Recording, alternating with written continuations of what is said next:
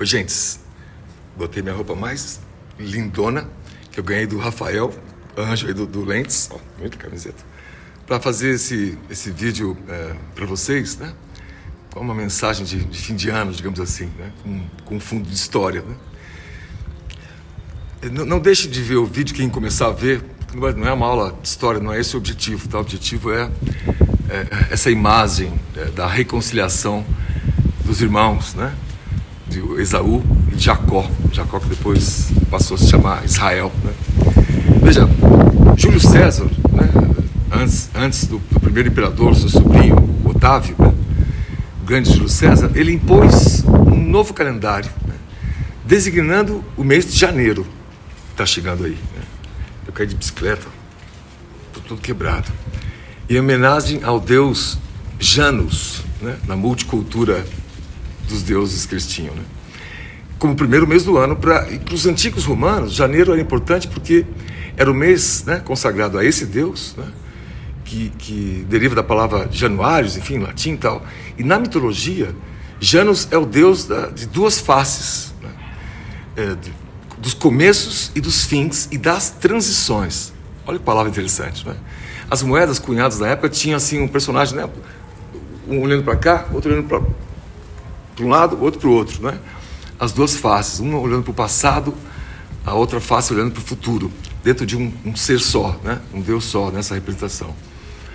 E sobre transições, quando Jesus falou das transições, ele disse o seguinte, lá em Mateus capítulo 24, versículo 12, né? Devido ao aumento da maldade, o amor de muitos esfriará, mas aquele que preservar até o fim, tiver perseverança até o fim, será salvo, né? Depois, em Apocalipse, para João, né, Apocalipse 21, 6, ele falou assim, e disse-me mais ainda, João dizendo, está cumprido, eu sou o alfa e o ômega, o princípio, o fim, o passado e o futuro, né? A quem quer que tiver sede, né, de graça, lhe darei a fonte da água da vida. Quem vencer herdará todas as coisas, e eu serei seu Deus, e você será meu filho, né? A Bíblia também usa a expressão o primeiro e o último, né, para Jeová, né, no Velho Testamento. E na concepção moderna, quando Jeová falava com seus emissários, né, os profetas, é Jesus falando, né? Nesse significado do primeiro e último, né? Lá em Isaías 44, 6, Jeová diz assim, sou o primeiro e sou o último, além de mim não há Deus, né? Eu sou o Deus, né? Nesse sentido, eu e o Pai somos um, né? E veja, na história humana, as tribos de ontem, né, comparado com as tribos de amanhã, né, no sentido das nossas famílias, a nossa ascendência, a nossa descendência, né, as nossas etnias, as nossas nações, né, toda essa história é baseada em dificuldades de relação, né? De um povo com outro, né? De uma civilização com outra, enfim, né? Uma história de guerras, de pilhagens quase, na visão de alguns mais pessimistas, né? São como as famílias de hoje, na verdade, né? Pensando nessa dificuldade de relações, a família que vai crescendo, são os primos, e um está melhor com o outro, né? Acabam brigando e alguns não se falam, enfim, né? Claro, fazendo uma comparação muito barata aqui e reduzida, né, dessa projeção da guerra que nós temos em nós, né, em relação aos outros que são diferentes, né? E pensando lá em Janus, né, olhando para o passado e para o futuro, a gente entende que no passado é Jesus, né? E no futuro, nosso destino é Jesus, né? Então essa é a reconciliação, né, entre as pessoas. Essa história dos irmãos representam isso, né? Entre você e a natureza, a reconciliação. Entre você e Deus. Entre você e você mesmo, né? Quando a gente se reconciliar completamente, a gente não vai depender de nada para viver, né? De nenhuma substância, né? Nenhum amor que a gente tenha que saber, sentir que tem por nós, né? A gente passa a ter uma relação de amor para os outros porque está em paz com ele lá em cima, né? Olhando para o passado, num resumo bíblico da história, só para gerar essa reflexão, né, do porquê nós temos que olhar para frente de uma maneira diferente, para não repetir os erros atávicos do passado. Atávicos vem de atado aos avós, né? Uma observação: na história espiritualista tem Caminho da Luz, Emmanuel, as raças adâmicas, e na minha concepção toda essa história está embutida na leitura atenta da Bíblia, né? Do livro sagrado, né? Veja, começando em Noé, 10 gerações depois de Adão e Eva, né? Noé, 3.000 anos atrás nós estamos, certo? Olha que bonito o texto. Noé era filho de Lameque, que era filho de Matsalém, que era filho de Enoque, que era filho de Jared, que era filho de Malalel, que era filho de Cainã, que era filho de Enos, que era filho de Sete, que era filho de Ade. Isso me lembra o poema A Quadrilha, do Carlos Drummond de Andrade, né? Foi escrito há mais de 40 anos, e diz assim: João amava Teresa, que amava Raimundo, que amava Maria, que amava Joaquim, que amava Lili, que não amava ninguém. Maravilhoso, né? Um pouco é isso, né? A história. Noé e sua esposa Enzara foram pais e mães, né, de Sem, Cã e Jafé. 3 filhos, né? E na Bíblia diz que Noé foi pai quando ele tinha 500 anos de idade. Haja pique, meu filho, né? E a história de Matusalém, que nós conhecemos, a palavra até virou isso, né? Algo duradouro, né? Mas veja, Noé é de 3.000 anos antes de Cristo, no mesmo período que o calendário definido pelos egípcios, o calendário também definido na região da Mesopotâmia, pelos cananeus, e que os hebreus passaram a usar. O dos egípcios tem base solar, o dos hebreus, cananeus, tem base lunar, né? E os chineses têm um intermediário, né? Luno-solar, chamam uma expressão assim bonita, né? Entre 3.000 e 2.700 anos antes de Cristo. Ou seja, a contagem dos anos, né, foi definida quase que depois desse período, embora os judeus coloquem essa data antes para poder fazer lógica à população da época durar tanto tempo assim. Mas não tem um sentido moral isso, é só uma formação histórica. Mas veja só, para a gente entendendo, né, os mesopotâmios, que criaram também seu calendário, os sumérios, lá depois, 3.000 a.C., tinham entre eles tribos, filisteus, Golias, os fenícios, aqueles navegadores, né, cananeus, né, tribos, né. A gente tem, dentro da religião cristã, tribos, para usar essa palavra sem desmerecer, sem ser pejorativa, né, dentro dos muçulmanos, sunitas, xiitas, tribos, e assim em todas as religiões, em todas as filosofias, do pensamento científico, acadêmico, você tem hipóteses, ideias, correntes, né?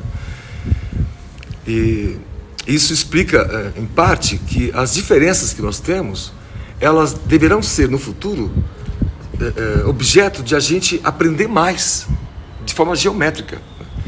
E não como atuamos até hoje, do passado até hoje, que as diferenças são objeto de a gente excluir o outro, né? Tentar sobrepujar o outro, né? Desses filhos, Cã, de Noé, é ancestral das nações da terra de Canaã, ficam mais ao sul. Eles incluem, na história, que Cã também seria pai, né, dos egípcios, dos africanos, né, na Etiópia, que era uma região muito fantástica durante quase toda a história, né? Os cananeus, citado aí como filho de Cã, nós vamos falar logo mais à frente, quando vamos falar dos libaneses, né? Já entenderemos isso aí, né? E aí Canaã é a terra prometida, mas não para os filhos de Cã, para os filhos de Sem, o outro irmão dele.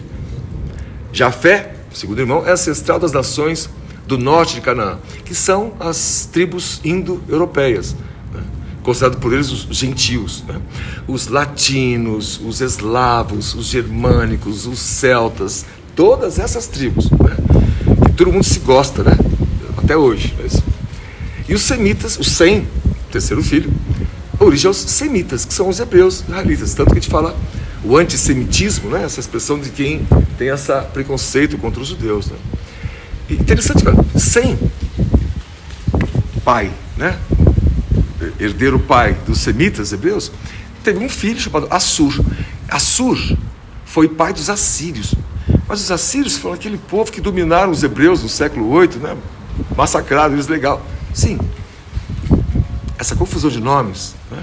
O objetivo não é aqui aprender esse, mas provocativamente dizendo que de toda essa linhagem, essa genealogia, que deu um trabalho danado para entender e traduzir aqui, né? A gente tem tantas correntes e às vezes mesmos princípios, né?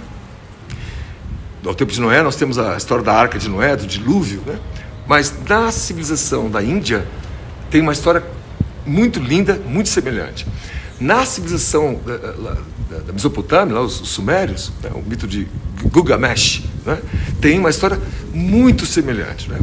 E para os espiritualistas, Emmanuel, no Caminho da Luz, diz que aquelas civilizações antigas, os lemurianos, dos Atlantes, há mais de 10 mil anos atrás, 20 mil anos atrás, estão hoje embaixo d'água. Então, deve ter alguma coisa por aí, né? Temos Abraão, 1800 anos antes de Cristo, né? Patriarca desse ramo hebreu, né? Judaico, chamado de Ibrim, primeiro, Abraão, com A só, na tradução portuguesa, que significava excelso pai. E depois ele mudou o nome para Ibrahim, que significa pai de muitos. Ele mudou de nome, está lá em Gênesis 17, por ordem de Deus, né? Que o considerava pai de uma multidão de nações, né? E virou uma tradição, essa conversão, um novo rumo, um novo ano, né? Mudar de nome, né? Nesse sentido, né? Adaptando uma personalidade diferente daquela que você foi. Mas veja que eu acho que Deus pediu para ele mudar de nome porque ele não era o excelso pai, que é o nome Abraão com A só, Ibrim, que excelso pai é Jesus. Deus, eu e o Pai somos um, entenda como quiser aí as diferenças, mas e a unidade deles, né? E depois ajustado para Abraham, que é pai de muitos, que de fato, do seu DNA, digamos assim, né? A origem de tantos e tantos povos, tribos, né? Então, a gente vai entendendo que a gente é irmão, de fato, de todo mundo, né? Não por uma questão poética, né? Mas por uma questão histórica. Abraão é da linhagem de Sem, semitas, filhos de Noé. Estou descendo a história, né? São 20 gerações depois de Adão, 10 gerações depois de Noé, está lá Abraão. Seu filho, Abraão teve filho Ismael, primogênito, né? Que deu origem aos árabes. Ele teve o filho primeiro com uma concubina, né? Com Agar, né? E Ismael deu origem a todo o ramo árabe. E o outro filho seu com a sua esposa mesma, Sara, foi Isaac, né? Que deu origem aos hebreus, os israelitas, os judeus, né? E diz a Bíblia que é quem Abraão amava mais. Bom, eles, claro, eles diriam isso, né? Porque desse Deus para eles é o Deus deles, né? Dos hebreus, né? Então, tinha que amar mais aquele filho que deu origem ao seu povo, à sua etnia, né? Agora, estudos concluíram, científicos, que o DNA árabe, Ismael, e judeu, Isaac, são idênticos. E que as duas nações descendem de uma mesma tribo que viveu no Oriente Médio por volta de 4.000 a.C. A Bíblia foi escrita pelos hebreus, então só podiam dizer que Deus tinha uma preferência por um filho em relação a outro, né? Mas aqui não há demérito, eles podem crer, têm direito de crer, né?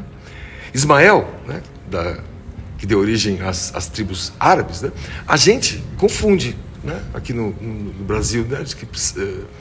A gente chama todo turco, todo libanês, chama de árabe, mas cada tribo tem um recibo de origem, né? Olha só, os árabes, né, é um povo semita também, como os judeus, né, que vem de Sem, de Ismael. Ali na Península Arábica, que é a maior península do mundo, né, que os países todos árabes, né, a origem são povos nômades de antigamente, né? Se você olhar no mapa da África, à direita da África tem aquela península gigante, né, Arábia, depois a Índia, né? É como se cada agrupamento, né, humano, né, das grandes raças tivesse seus locais próprios, né, e fossem se invadindo depois ao longo da história. Mas dentro de cada esse agrupamento humano, dos árabes, um sem número de tribos. Dentro dos semitas, dos hebreus, um sem número de tribos. Bom, as 12 tribos de Israel, né? Então, e você tem os libaneses, por exemplo. É um povo que tem a sua origem nos fenícios, lá atrás, Suméria. que depois, segundo Emmanuel, foram aqueles que foram para Portugal e Espanha. Por isso que eles sempre gostaram do mar, são conhecidos por isso, né? E eram os antigos cananeus, aqueles que criaram um calendário com base no lar lunar lá em 3000 a.C., né? Daquela região da onde os hebreus foram conviver, porque Canaã era a terra prometida dos hebreus, os filhos de Sem, né? Então se cruzaram duas descendências, dois filhos lá de Noé, né? E em relação aos turcos, né? Os estudos genéticos indicam dos turcos tem origem nos iranianos, ou seja, persas, que são, segundo Emmanuel, os arianos, nem hebreus, nem outro, diferentes. Todo mundo, como chamam os jovens, falam tudo junto e misturado, né? E hoje, já há mais de 1000 anos, muitos turcos, né? Aquela região toda, a etnia toda convertida ao islamismo, acaba aproximando ainda mais eles do ramo árabe, né? Fazendo a gente confundir a sua origem, né? O outro filho, Isaac, né? Tinha a sua esposa Rebeca, que era estéril, mas eles tiveram filhos pelas preces de Isaac, que queria ter filho. E nasceram 2 irmãos gêmeos, Esaú e Jacó, né? 2 irmãos gêmeos, Lola. E veja, Isaac tinha 60 anos quando foi pai e morreu com 180 anos de idade. Haja pique, filho. A explicação é o calendário, né? Esaú, um dos filhos, deu origem aos edomitas, que são os idumeus. Herodes era idumeu. E entre eles e os judeus não se davam nada bem. São 2 correntes, uma de cada irmão, né? Jacó deu origem aos israelitas, né? Incluindo os samaritanos. Sim. Lembra lá, em João capítulo 4, no poço de Jacó, Jesus atravessa ali, os discípulos vão comprar comida, ele fica ali sozinho, a mulher vem pegar água viva, né? E ele começa a conversar com ela: mulher, dá-me água. E explica para ela que a água que ele tinha matava a sede eternamente, não precisava ficar pegando sempre. E ela debate com ele, né? E quando ele fala sobre o marido dela, né? Vai chamar logo assim, ela diz assim: mas eu não tenho marido. Aí Jesus fala assim: você teve 5 maridos. Ela mentindo para o Senhor. Qualquer semelhança com nossa vida moderna pode ser mera coincidência, né? Aí que ela reconhece dele o profeta, ele faz os escarcéus, chama todo mundo. E eu acho que ela foi uma das maiores divulgadoras de Jesus, no meio dos samaritanos, com certeza, né? Propagadores dali para diante, porque ela fez um estardalhaço, a Bíblia até comenta isso, né? É uma passagem surreal. E o poço de Jacó, da história, né? Que criou ali para matar a sede do deserto, e era um local quase que sagrado, né? E Jacó é aquele que muda de nome para Israel, nós falamos há pouco, né? Ele muda de nome para Israel porque ele lutou com um anjo quando atravessava o deserto, um anjo de Deus. E veja, essa interpretação, não minha, dos pesquisadores, até pela quase clareza que o texto traz, essa luta dele com Deus é a luta dele com ele mesmo. É com essa versão de Deus, Jesus, que ele queria ser, né? Mas tinha seus dilemas aí, né, da vida, que nós vamos entender até melhor, né? E essa luta com ele mesmo é uma situação atual, né, de mudança. O fim do ano traz isso, reflexão, quero mudar isso, quero mudar aquilo, né? É a luta, né, com o anjo de Deus, né, que é você mesmo, né? E muda de nome. Enfim, Esaú e Jacó, esses 2 irmãos, tiveram uma rivalidade que começou no ventre da mãe. Jacó, irmão gêmeos, nasceu alguns instantes, né, depois de Esaú. Portanto, Esaú é o filho primogênito. E a história conta que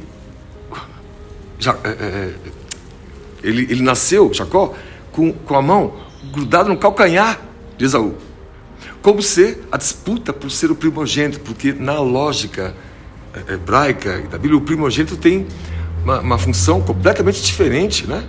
Patriarcal, de comando, né? de liderança em relação aos demais filhos, né? Então essa lógica de que a bronca entre eles começou já no ventre da mãe, tem essa história por trás que é linda, né? Nesse sentido de agarrado no calcanhar do irmão, né? Eu faria outra leitura, né? Agarrado no calcanhar do irmão, porque, poxa, é meu irmão, né? Eu quero ir com ele, é isso? Talvez. Esaú, primogênito, era um caçador habilidoso e amado pelo pai, enquanto Jacó vivia em tendas e era preferido pela mãe. A mãe cuidava de Jacó, né? Foi o o caçula, por segundos. Né? Esaú vendeu o seu direito de primogenitura a Jacó por um prato de lentilhas, que dependendo das traduções são outras comidas. Né? E quando chegou o momento de Isaac, o pai, abençoar o filho mais velho, primogênito, né? Isaac, já idoso e cego, foi enganado por Jacó. Né? E ele deu a bênção a Jacó, que não tinha nascido primeiro. Né? Pois Deus havia profetizado que assim seria. Esaú ficou zangado com Jacó e falou que mataria ele. A briga fez eles se separarem, 20 anos, mais de 20 anos separados. Né? E o clima, quando começaram a se aproximar fisicamente, novamente, era de ameaça, de suspense. Né? Esaú se casa, tem 2 esposas, os pais se casam quando tinha 40 anos, com 2 moças da terra de Canaã, o que entristece Isaac e Rebeca, seus pais. Né? Qualquer semelhança com a família é mera coincidência. Né? A mãe não gostando nadinha da esposa do filho. Depois de muitos anos, Jacó voltou para casa, casado, com uma grande família e muitos bens. Né? Esaú foi ao seu encontro com 400 homens. Havia um clima de tensão no ar. E pelo caminho, ele encontrou 3 grupos de rebanhos enviados por Jacó como presente de reconciliação. Quando finalmente se encontraram, Jacó se curvou diante de Esaú. Mas Esaú pegou nele e o abraçou. Isso está em Gênesis 33. Esaú tinha perdoado a traição de Jacó. E nem queria o presente, porque ele estava bem de vida, né? E quis acompanhar Jacó pelo caminho. Né? Mas Jacó convenceu Esaú aí na frente e os dois acabaram vivendo em lugares diferentes, né? Ainda, né? por um tempo, mas o que leva muitos, né? Pensadores aí da Bíblia a falarem que a aproximação foi perentória, né? Ela foi fugaz, né? A que seja, mas eu prefiro a versão mais bacana que tem, né? Em Gênesis 36, né? Que o encontro entre os irmãos Jacó e Esaú, né? Quando se encontraram no enterro do pai, Isaac, quando morre, lá em Hebrom, e viveram os restos de seus dias em paz, porque se reconciliaram entre eles. E irmão aqui não é um exemplo só de irmão genético, essa história das tribos todas, que nos faz entender que somos todos irmãos, né? Fizemos parte, talvez, de tantas tribos, para quem crê na reencarnação, ou somos de uma tribo, de certa maneira, que é irmã, co-irmã da outra. Né? Então, a reconciliação é uma palavra-chave para se viver em paz. Né? E todos esses caminhos e povos e tribos sempre tiveram acompanhamento do Senhor. Direcionando, mesmo eles direcionando os seus emissários, os profetas, né? Esses personagens maravilhosos, esses personagens eram pessoas falíveis, muitos cometeram erros. Né? Portanto, Jesus nos ama a ponto de nos dar o livre-arbítrio. E com o passar dos anos, a gente vai aprendendo que colhemos o que semeamos. E que a dor e a prova e até o sofrimento não são castigos divinos, são colheitas reparadoras. Não são necessariamente pagamento de débitos morais do passado. O que eu fiz? Joguei pedra na cruz. Todos os grandes da história, moralmente falando, tiveram vidas difíceis no sacrifício. Todos que eu conheço, pelo menos, e eu admiro, fizeram sacrifícios, cuja palavra vem de fazer sagrado. Sagrado, fazer por Jesus, portanto. Porque Ele é o começo e o fim, é o alfa e o ômega. Ele é desde o dia 1º de janeiro, de Janus. As 2 faces, Ele é o passado e o futuro. E Ele é até o último dia de dezembro, no dia 31. Até a última fração de segundo é Jesus. Que seja esse ano que chega, né, uma oportunidade de a gente fazer sagrado, negando a nós mesmos, orgulho, egoísmo, tomando a nossa cruz, dar valor ao tempo e às prioridades, e seguindo Jesus em cada fração de segundo. Feliz Ano Novo.